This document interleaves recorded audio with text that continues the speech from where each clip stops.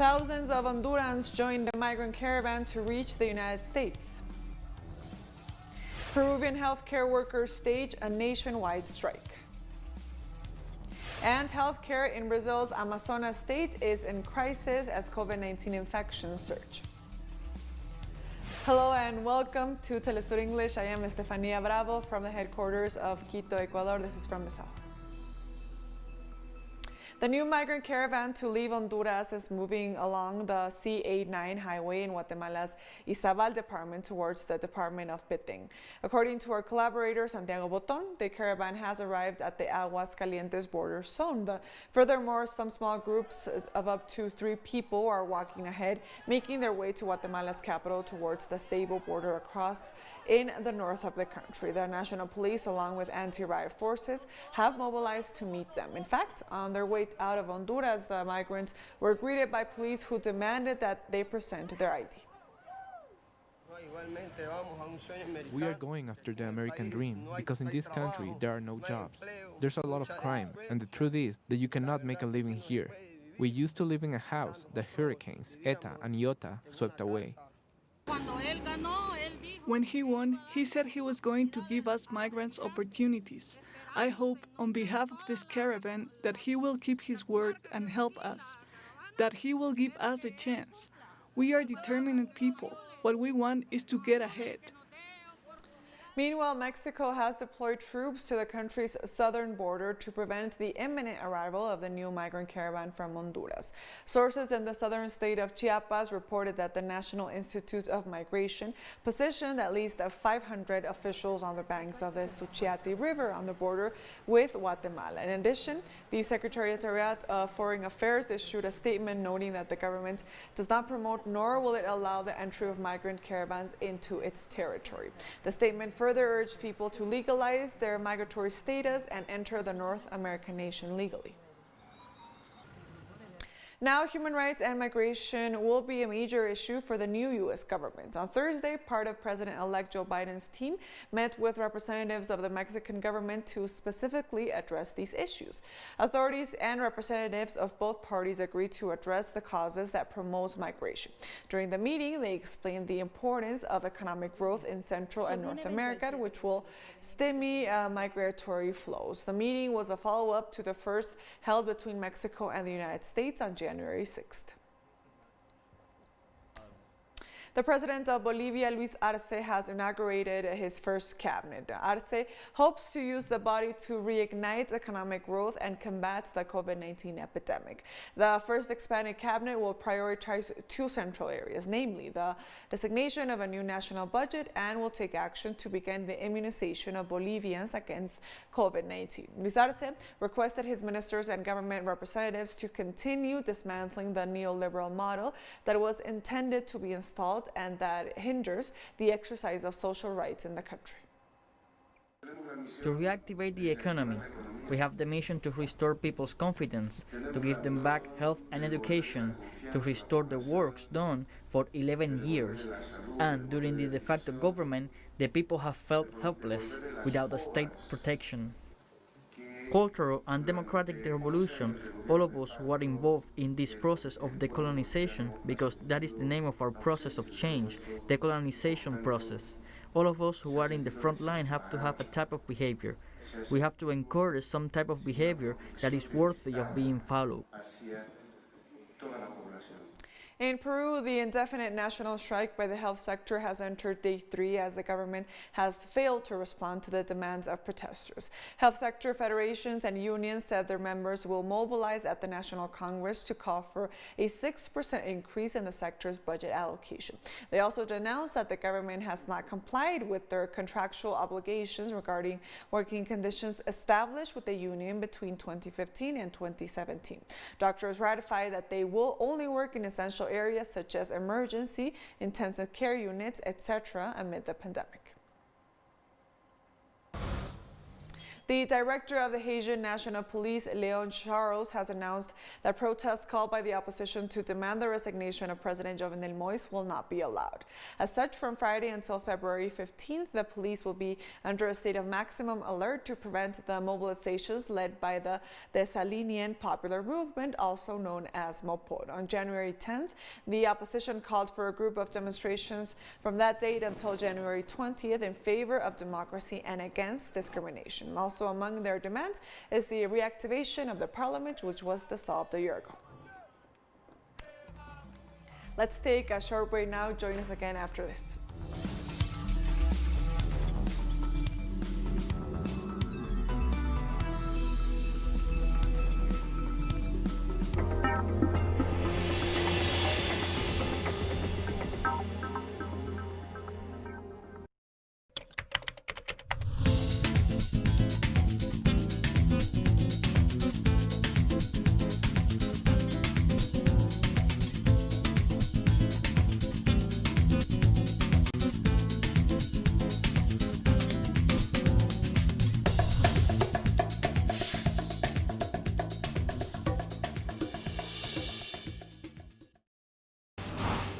Innovation, science, the technological breakthrough, and its influence in society.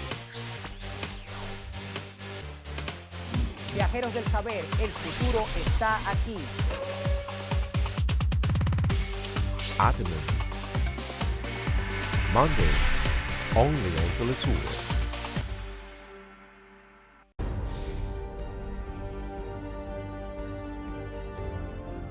Acompañamos a los pueblos que resisten en cada una de sus luchas.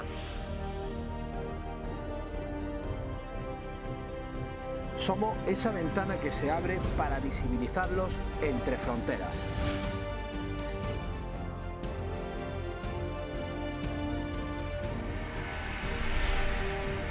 Thursdays, only on TeleSUR. Pakistani journalist Tariq Ali analyzes the international media influence driven by the empire, accesses an analysis of political, economic, and social life throughout Latin America through our stream and website in English. A critical space committed to truth to determine the conjuncture that moved the world today. The world today. Mondays on TeleSUR.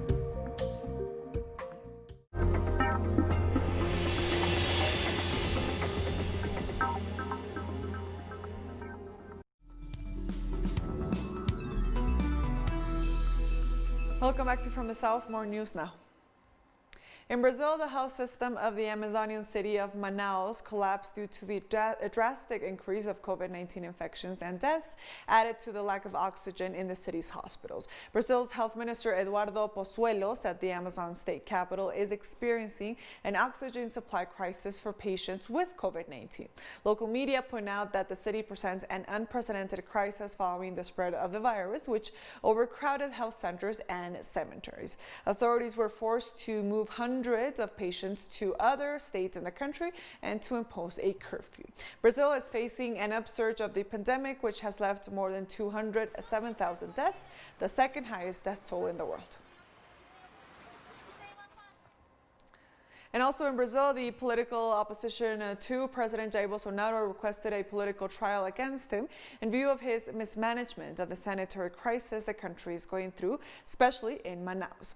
The Rede parties, the Brazilian Socialist Party, the Workers' Party, and the Communist Party of Brazil, and the Democratic Labour Party made the request in a press release stating that they will present a demand in the coming days to activate the consideration of a political trial against Bolsonaro, whom they hold responsible not only for the lack of oxygen in the hospitals of Manaus and also the collapse of the health system in the state of Amazonas in general, but also for their opinions sabotaging the research and vaccination campaigns in the country, as well as for discouraging the adoption of health and educational measures that would contribute to the containment of the pandemic. U.S. federal prosecutors say there is strong evidence that some members of the pro-Trump mob that stormed the Capitol last week planned to assassinate lawmakers.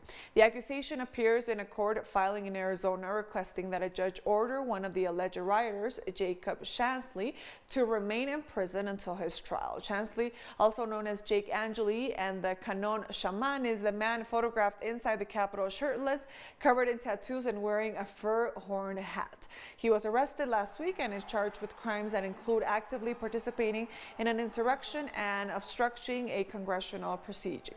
The prosecutors say Chansley, age 33, left a threatening note on the Senate days where Vice President Mike Pence had just sat moments before. Chansley is scheduled to appear in court on Friday. Speaker of the U.S. House of Representatives Nancy Pelosi has stated that a COVID-19 relief package put forward by President-elect Joe Biden is delivering on what he said when he was elected. Biden unveiled the $1.9 trillion plan on Thursday night, which is expected to help prop up the economy and tackle the coronavirus pandemic, providing 100 million vaccine shots in 100 days. Biden called for $1,400 in cash payments for most Americans, the extension of temporary benefits for layoff workers, and a push to get COVID-19 vaccines to more people. Biden's Democratic allies will have control of the House and Senate, but only by the slimmest of the margins in the Senate that could hinder the chances of the plan's passage. But now we have to move on and do it in the right way, and that will require resources, which will require legislation. How it will be done effectively, we'll know more about. I have some idea about it because we've made suggestions in that regard. But I think that the message of last night and later today from the Vice President will be a message of hope to encourage people to, again, when it's appropriate for them to receive the vaccine, to do so. But as was said, as will be said, it's not just about the vaccine, it's about testing and distancing and all the rest as we go forward so that we can crush the virus, which is what we must do. Crush the virus so we can open our schools and our businesses, honor our heroes who are on the front line of this, our healthcare workers, our police and fire, first responders, transportation. Let's take one last short break now. Join us again after this break.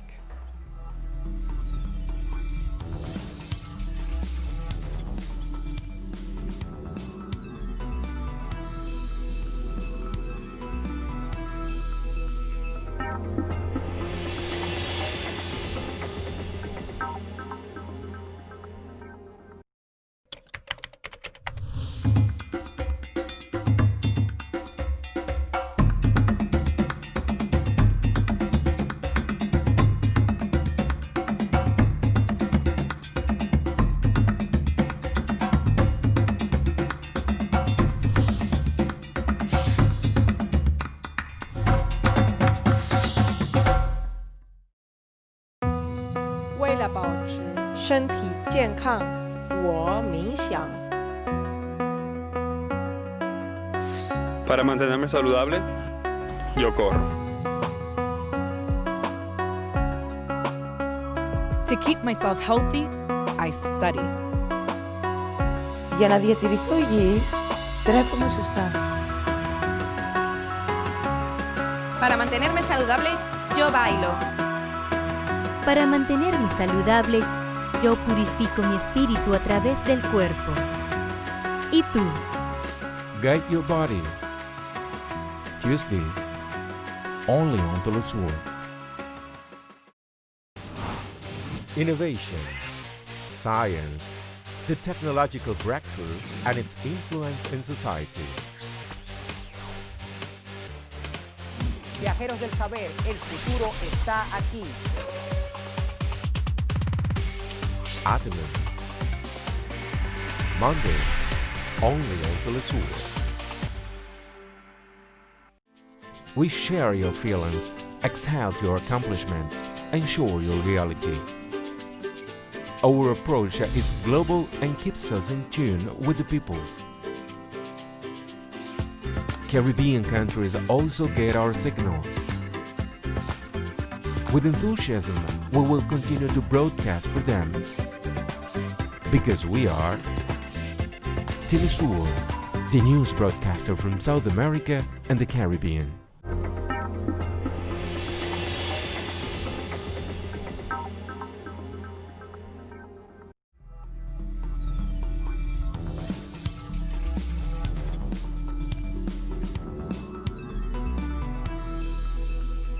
Welcome back to From the South. More news now. The United Nations on Friday called for global coordinated efforts to step up in the fight against the coronavirus. UN Secretary General Antonio Guterres issued the plea as the global death toll from COVID-19 topped 2 million this Friday. The world's leading economies have a special responsibility. Yet today, we are seeing a vaccine vacuum. Vaccines are reaching high-income countries quickly, while the world's poorest have none at all. Science is succeeding, but solidarity is failing. Some countries are pursuing side deals, even procuring beyond need. Governments have a responsibility to protect their populations, but vaccine nationalism is self-defeating and will delay a global recovery. COVID-19 cannot be beaten one country at a time. And on Friday, the World Health Organization's Director General expressed his hope that COVID-19 vaccination campaigns take place in every nation across the globe within the next 100 days and that vulnerable groups are prioritized to receive the jabs. We're working hard, but we must also do more to ensure that vaccines reach those that need them most. I will keep repeating this over and over again during the coming weeks, because, as I said on Monday, I want to see vaccination underway in every country in the next 100 days, so that health workers and those at high risk are protected first. The more the virus is suppressed, the less opportunity it has to mutate. We need to be more efficient than the virus and reach excellence in everything we do. There is only one way out of this storm, and that's to share the tools we have and commit to use them together. This is a defining moment in the pandemic, and I was pleased that the Emergency Committee put a major emphasis on rolling out COVID-19 vaccines equitably. Health workers are exhausted. Health systems are stretched, and we're seeing supplies of oxygen run dangerously low in some countries. Now is the time we must pull together as common humanity and roll out vaccines to health workers and those at highest risk. British Prime Minister Boris Johnson said on Friday that almost 40% of care home residents have been vaccinated against the coronavirus across the United Kingdom. Speaking during a briefing at Downing Street, Johnson said the UK was steadily protecting those most at risk, as he also announced that 45% of people over 80 had now received the vaccine. The UK registered well over 55,000 positive COVID-19 cases in the last 24 hours, as well as 1,280 deaths. Despite the record figures, officials claimed there was evidence to suggest a leveling off in cases. Meanwhile, England's chief medical officer, Professor Chris Whitty, said he thought it was very likely that things would improve by the spring, and he hoped the vaccine would make the biggest difference rather than restrictions. Important advance. But the general principle that things are going to improve in the spring, I still think that is very likely. Having the new variant makes that harder, there's no doubt about that, but I think what has happened over the last 3 weeks is we have shown that with everybody working together, we can beat this virus with the current measures, and the vaccine will now help us to do that, and hopefully, increasingly, the vaccine will take the heavy lifting, and less of this will be requiring people to do things. Other areas that went into lockdown a bit later, the peak of the infections will be later, but the peak of hospitalizations is delayed usually by maybe around a week from the peak of infections. That's pushed because it takes a while between people first getting infected to getting ill enough to go to hospital. So that peak will be a bit later in every area of the country, a bit later than the peak of infections. And then the peak of deaths, unfortunately, is a bit later still. So the peak of deaths, I fear, is in the future. The peak of hospitalizations in some parts of the country may be around about now and beginning to come off the very, very top, but at an incredibly high rate, and I cannot stress that enough. Rescue efforts continue in Indonesia after a 6.2 magnitude earthquake shook Sulawesi Island just after midnight on Friday.